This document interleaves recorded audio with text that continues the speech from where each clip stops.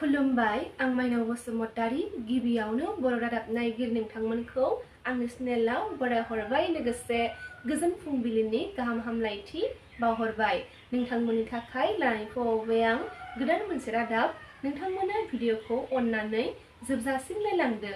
दिनैनि गिबि रादाबाव दङ उदालगुरि डिमाकुसियाव सोलिबाय थानाय बर' थुनलाइ आफादनि जथुमानि थाखाय गोजोन देराया थान्दै आरो नोजोरबायारिफोरनो थाखाय हर थानो खाबु खालामदों। गोजाननि आलासि थान्दै आरो नोजोरबायारिफोरा जुदायै हर थानो खाबु खालामनायखौ मिथिनो मोननाय जादों। दैमुनगर थुनलाइ आफादनि जथुमासालिनिफ्राय 1 किल'मिटारफ्राम गोजान इउएन एकाडेमि फरायसालिनि सेराव बे गोजोन देराया बे खाबुखौ खालामदों होनना खौरां बिजोंनि गेजेरजों फोरमायथिनायखौ नुनो मोननाय जादों। गोसो गुदुं रायजो राजाफोरा पे खालामना हर थानो हागोन। बिटिआर क'अर्डिनेशन कमिटि ट्राइबेल संघआ खौरां मेल लादों। बिटिआरआव थाखानाय जनजातिफोर ट्राइबेल सुबुंफोरा खैफोदनि लामायाव दङ होननानै बिटिआरनि क'अर्डिनेशन कमिटि ट्राइबेल संघनि आफादगिरि निर्जन ब्रह्म बिथाङा खौरां मेलनि गेजेरजों बुंथिनायखौ नुनो मोननाय जादों। बिटिआरआव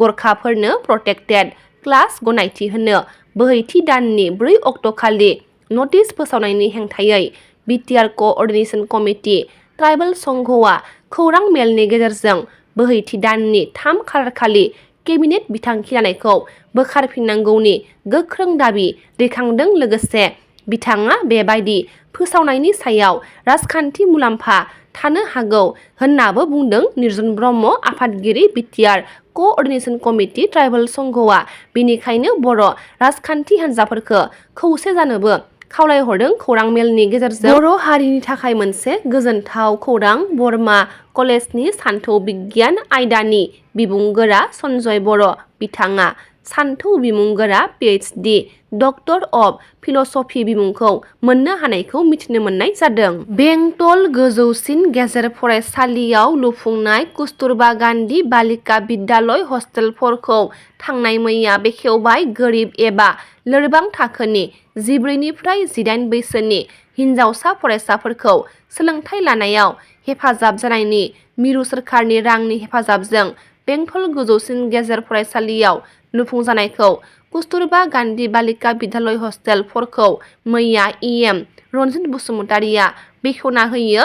एमएलए निर्मल कुमार ब्रह्म आरो फरायसालिनि गोरायुं फोरोंगिरिफोर आरो फरायसाफोरनि नुजाथिनायाव बे हाबाफारिखौ लानाय जादोंमोन। इएम रन्जित बसुमतारि एमएलए निर्मल कुमार ब्रह्म आरो गोरायुं नबिन बसुमतारि बिथांमोना फोरमायोदि एसटि एससि माइनरिटि आरो अबिसिफोरनि थाखाय जानांगोन बे हस्टेला बेसेन नाङाजासे जायनि गेजेरजों हिनजाव फरायसाफोरा सोलोंथाइ लानाय एसेब्लाबो हेफाजाब जागोनखौ मिथिहोदों। सा ढेकियाजुलि दख'रा दुलाराय बर' फरायसा आफादनि खुंगा 17थि बोसोरसालिया जथुमाखौ देग्लाय 1 नं सिजौगुरि गुदि फरायसालिनि गेवलां गेलेग्रा फोथाराव खुंफुंनाय जादोंमोन। बेनिनो गोथार गेवलां मेलखौ बेखेवनानै होदों सनितपुर जिल्ला एबसुनि आफादगिरि जित स्वर्गियारि बिथाङा थान्दै मेलाव जर'खा आलासि महरै बाहागो लादोंमोन। मिरु एबसुनि बुंथिगिरि मुस्रि अबित नार्जारि बिथाङा जर'खा आलासि महरै बाहागो लानानै बिथाङा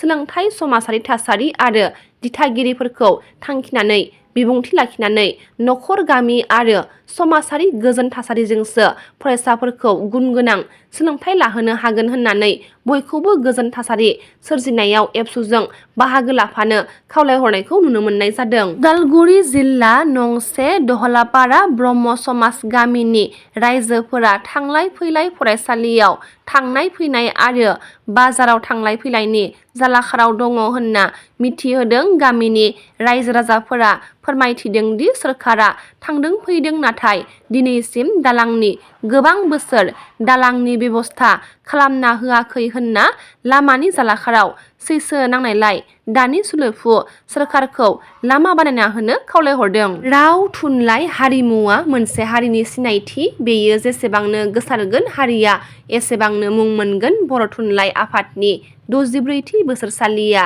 जथुमानि गेजेरजों जों बयबो बर' राव थुनलाइ आरो हारिमुखौ मुलुगाव गोसारहोनि होननानै डिमाकुसि दैमु नोगोराव सोलिबाय थानाय बर' थुनलाइ आफादनि जथुमायाव बयखौबो ज'यै बाहागो लाफैनो खावलायहरदों बिटिआरनि गाहाय प्रमद बर' बिथाङा। लोगोसे आसामनि केबिनेट मन्थ्रि उरखावगोरा ब्रह्म बिथाङा बर' थुनलाइ आफादनि 64थि बोसोरारि जथुम्मायाव बड' पाब्लिकेशन गां 14, थुनलाइ आफाद बर्डनि गां 69 गासै गां 80नि बारा बिजाबफोरखौ बेखेवबाय होनना खौरां बिबुंथिनि गेजेरजों फोरमायथिनायखौ नुनो मोननाय जादों। गसाइगावआव मैखुन बेरनाय बायदि आयेन बेरेखा इटा भाटाफोरखौ खुलिनायखौ मिथिनो मोननाय जादों। रोजा रोजा बिघा आबाद फोथाराव इटा भाटाफोरखौ लुनाय जादोंमोन। गुबुंले दबथायनाय बर्डआ माबोरै सिखोन साखोन खालामनो? गसाइगाव महकुमानि बिनखियाता मौजानि 2 नं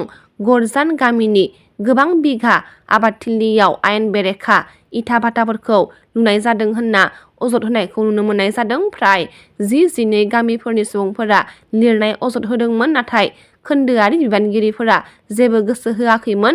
मैया जायगानि गामियारिफोरा ओंखारबोयो आरो खुंथायखौ मिडियानि गेजेरजों लुनाय खामानिखौ बन्द' खालामनो दाबि खालामनायखौ नुनो मोननाय जादों। बेबायदि गसाइगाव महकुमानि खना खनला गोबां आयेन बेरेखा इटा भाटाफोर ओंखारदों होनना खौरां बिबुंथिनि गेजेरजों फोरमायथिनायखौ नुनो मोननाय जादों। रादाबा एसेनोसै। गाबोन फिन गोदान रादाब लानानै लोगो मोनगोन। नोंथांमोना भिडिअखौ जोबजासिम नायबायब्ला अन्नानै लाइक, शेयार, कमेन्ट लोगोसे साबस्क्राइब खालामनानै होदो। गोजोन्थों।